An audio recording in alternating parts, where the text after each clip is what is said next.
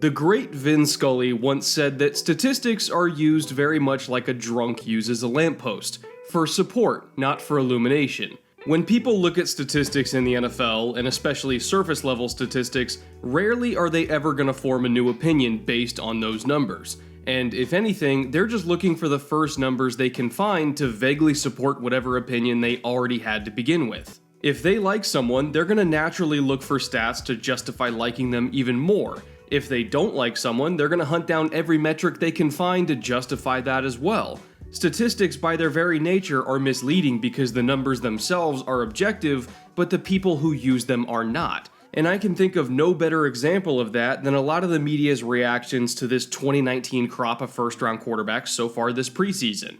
Every single day has been a constant stream of hot take after hot take, talking about Kyler Murray struggling with this, Daniel Jones excelling at that, and Dwayne Haskins being, well, kind of all over the place. And with every one of those hot takes comes some out-of-context statistics to support them. And frankly, I'm tired of it.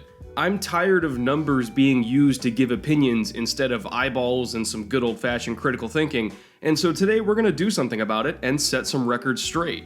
This week, I went through the first few preseason games for the Cardinals, Redskins, and Giants on a quest to evaluate what Murray, Haskins, and Jones have shown so far, not from a pure statistical perspective, but from a film perspective to give context to the numbers, and what I found was a much different narrative than the one that I've seen forming around this rookie quarterback class throughout August. When you look at the surface stats, it's pretty clear that both efficiency-wise and production-wise, Daniel Jones has had the best preseason of the group so far. In the first couple weeks, he passed for 84% completions, he got a couple nice touchdown drives, 12 yards per attempt, which is massive, and an almost perfect 151.8 rating. But when you look at the tape, and more importantly factor in one extra very critical metric to the equation that's being intentionally left out, that narrative kind of pulls back significantly. Average intended air yards is a number that is tracked by NFL Next Gen Stats every season, and it's one of the few numbers that I've always felt actually did a good job supporting raw tape. Better than just completion percentage and yards per attempt do, at least. And what that number is the average number of yards that the ball travels from the line of scrimmage to the intended receiver on a play.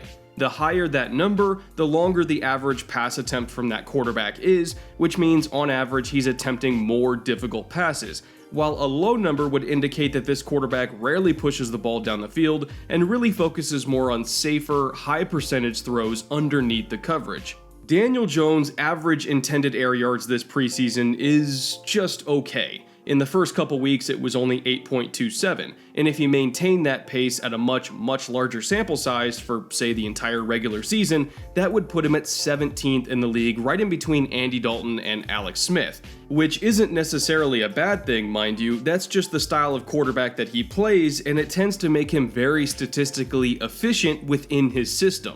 Meanwhile, Dwayne Haskins, who was criticized heavily after throwing a couple of picks in his debut, averaged 13.2 intended air yards in that debut and 10.9 the following week, which would have put him on pace for an average of almost 12.1 over a full season, which would have led the league by a mile.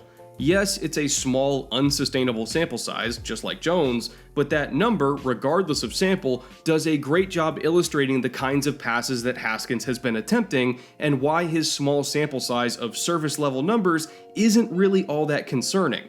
Kyler Murray has a similar story. He looked quote-unquote accurate and efficient in week 1 because his average intended air yards was less than 5, which is incredibly short, while in week 2 he was taking several shots down the field and nearly tripled that average, which predictably resulted in worse efficiency. The mistake that I see people making the last few weeks is that they latch onto one small sample size of stats every single week to support the opinion that they likely already had, without considering the other samples along with them that give more context, or considering the tape itself, which gives more context than anything else. Let's use Daniel Jones' lone drive from week 1 as an example, which was pretty much universally praised. It was capped off by a touchdown pass. He went 5 for 5 for 67 yards, and everyone said, oh, okay, maybe this kid is awesome after all. But we have to actually watch the tape to understand how those numbers happened. We have to contextualize the difficulty of the reads and throws that he was asked to do. On his first pass, the Giants were running a China concept. Some other teams call it Indy if you've heard that before, against a single high man coverage look from the Jets. And on that shallow in cut, called a China route, the corner was sitting 8 yards off. A little in cut against a corner that's sitting way far off his man is basically just free yardage, which is why he threw it immediately for an easy completion. And while yes, I'll give him credit for recognizing that read and delivering the ball accurately and on time, that's not exactly a difficult throw to make. His second pass was on an RPO, again against man coverage, where the Jets showed 7 against 6 in the box and basically dictated the throw for Jones, and all it took was a little play action fake to get the linebackers flowing out of the way, and then he delivered another quick, accurate ball on the slant to Tate. And again, I'm not knocking that he was able to make a quick decision and efficiently execute this play design, I'm just pointing out the relative ease of the read and the throw that were asked of him. Pass number 3 was another play-action clover concept from 21 personnel where Golden Tate was just running the safety out of the way deep, while Lattimore went underneath him on the deep over route. And this was against zone coverage this time, by the way, so again, it was basically just stealing yardage. This play is open 8 times out of 10 when you run it against zone, and really Jones's only read here after he checked the position of the deep safety was this flat corner. When you read this concept, if the corner sinks back immediately off the snap, you'll know right away that Lattimore won't be open and you'll have to move on, likely to your check down in the flat. But if the corner gets stuck at a shallow depth, either because he's sucked up by the run fake or because he's playing the running back in the flat, Lattimore will pretty much always be running wide open. As you can see, the corner did get stuck in that flat because he was playing the running back. Jones read that, took a hitch to allow Lattimore to clear the linebackers, and then yet again he delivered another accurate ball on time with great mechanics. We should give credit to Jones here for executing this play to perfection, and by no means am I advocating that Jones has not had a good preseason thus far, but to me the star of the show is really the offensive design itself and not the QB, because Pat Shurmur is basically gift wrapping throws like this one to whoever his starting quarterback may be, whether it's Eli, Daniel, or anyone else. If I'm a Giants fan, I'm not excited about my quarterbacks, I'm excited about my coach. Throw number 4 was another quick, decisive throw on a speed out against off-man coverage. You may be sensing a theme here. And once again, we see Jones doing a good job of operating within Shurmur's framework of play design. He recognized coverage, he made good decisions, and all those are good things. But where I give some pause is that we're not seeing anything on these throws that 90% of other quarterbacks in the NFL can't do.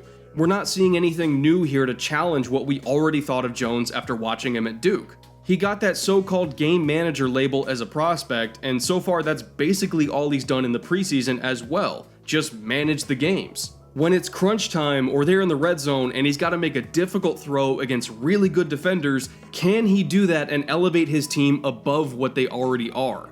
That was the biggest question with him coming out of college, and that's why his 5th and final throw against the Jets concerned me just a little bit. Yes, it was a touchdown, and that looks great on the stat sheet, but when you look at where this touchdown pass was placed, honestly, it wasn't good. This was a cover 2 zone look, which was confirmed as zone by the motion from the tight end, and luckily for Jones, the Giants just so happen to be calling a smash flat concept here, which is great against cover 2. The flat route from the tight end is supposed to freeze the corner and place down low, which means that Jones gets to throw it up to a one-on-one to Benny Fowler when he's all alone on an island with the safety. As long as you've got a good jump ball receiver who can go up and get it, this is a really reliable passing concept in the red zone, which is why most teams use it.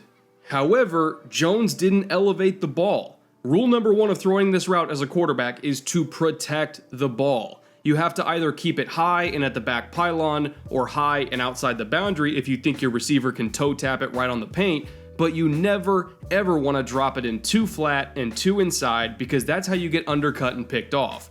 This ball was way too low and way too inside, and he was extraordinarily lucky that it was Santos Ramirez and not Jamal Adams on the field for this throw. Watch how Ramirez played it because it wasn't all that bad at the start. He read the bend out to the pylon well and drove on it, and right there he's already in position, even if he doesn't know it yet.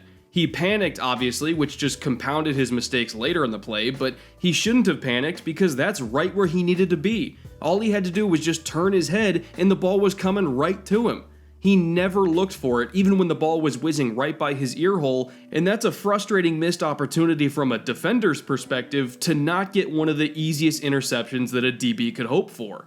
Was this drive successful for a rookie quarterback debut? Yes. Were there some great things shown by Jones like tight mechanics, quick decision making, and for the most part good accuracy? Also yes. But should we only look at his stats on this drive and overlook that his touchdown pass was not well placed at all and should have been picked off? In my opinion, no. Statistics do not give credit where credit is due sometimes, and they don't give criticism where it's due either. Stats overly criticize Dwayne Haskins for making literally the exact same mistake that Jones just made when he was picked off by Mack Wilson. And side note, this actually was a good decision to throw the rail route down the boundary. He just threw it in the absolute worst possible spot, just like Jones did. But stats don't criticize Jones at all because he was just lucky enough to get away with it.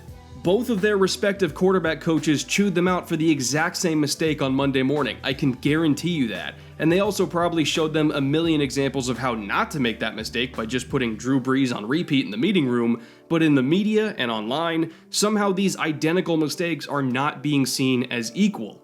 I mean, to me, this is all very simple. Rookie quarterbacks f*** up. They f*** up a lot. Sometimes they have head coaches that plan for that and try to protect them with easy reads and easy throws so that they don't get overwhelmed, and sometimes they completely take the leash off and let them go out and make a bunch of mistakes that they can learn from, but the only difference between the two methods is how much crap or how much praise these kids get in the media.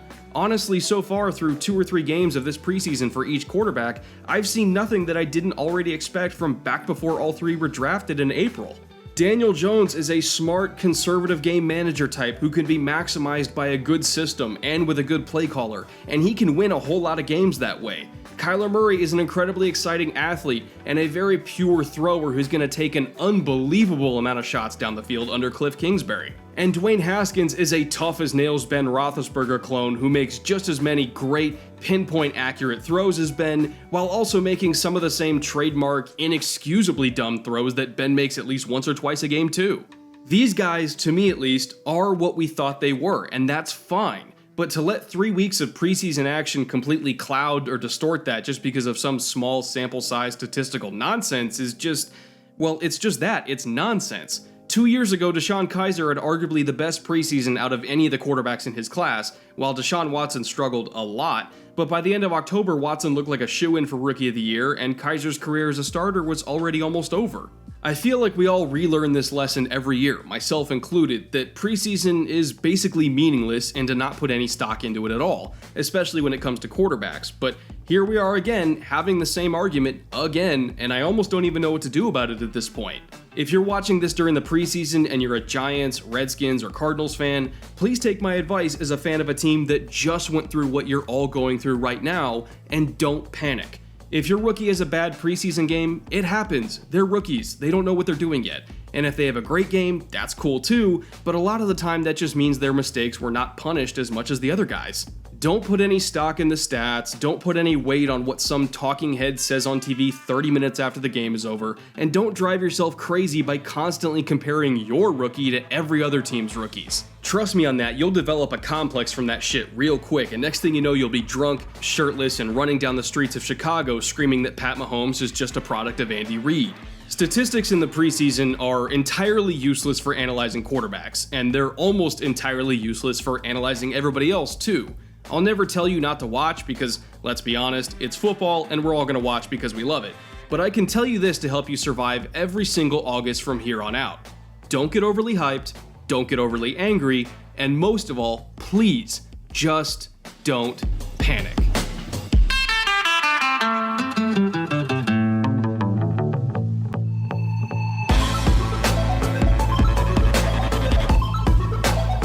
Thank you so much for watching this week's episode, and I also want to thank our sponsor, Thrive Market, for supporting the channel to help make this show possible. Thrive is an online marketplace where the entire goal is to make healthy living and eating affordable and more convenient for everybody. You can shop for thousands of best-selling organic foods and natural products at 25 to 50% off their normal retail prices. And Thrive also has a ton of different filters and features to narrow down your search to even the most notoriously stringent diets. Whether you're on keto, paleo, gluten-free, raw, vegan, or you just want high-quality food that's cheaper than what you would find in a brick-and-mortar store, Thrive has everything. The order that I just got last week had stuff as basic as like a smoky chipotle salsa that I wanted to try, to a bag of chocolate sea salt granola, to even all of these, which are organic brown rice pastas that are gluten-free and a little bit harder to find in most stores.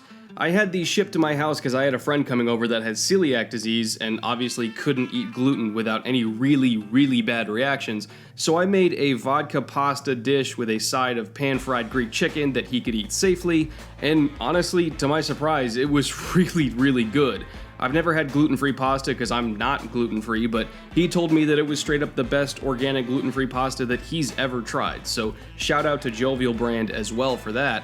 And the best part is that I checked the price for the same boxes at my closest Whole Foods just out of curiosity, and Thrive Market had it for 25% cheaper, and it shipped straight to my door, so it was way more convenient to get. So if you have a very specific diet that you follow either just for the sake of being healthy or for medical reasons, and you're looking for a way to do that diet cheaper and easier for the same quality of food, I really encourage you guys to check out Thrive Market at the link in the description below, and that link also gives you 25% off your first purchase and a free 30-day trial of the service. If you like it, an annual membership fee is only $60, and if for some reason you don't make back that membership fee in full just in pure savings on your purchases, Thrive will reimburse you the entire membership fee. Plus, if you do sign up for a membership, Thrive will gift a free one to match it to a veteran, a teacher, or a low-income family that qualifies so that they can eat healthier as well. So it's really a company that does a lot of good for the community. And again, thank you to Thrive for supporting this week's show, and thank you to all of you who are in turn supporting Thrive because they're a really great organization.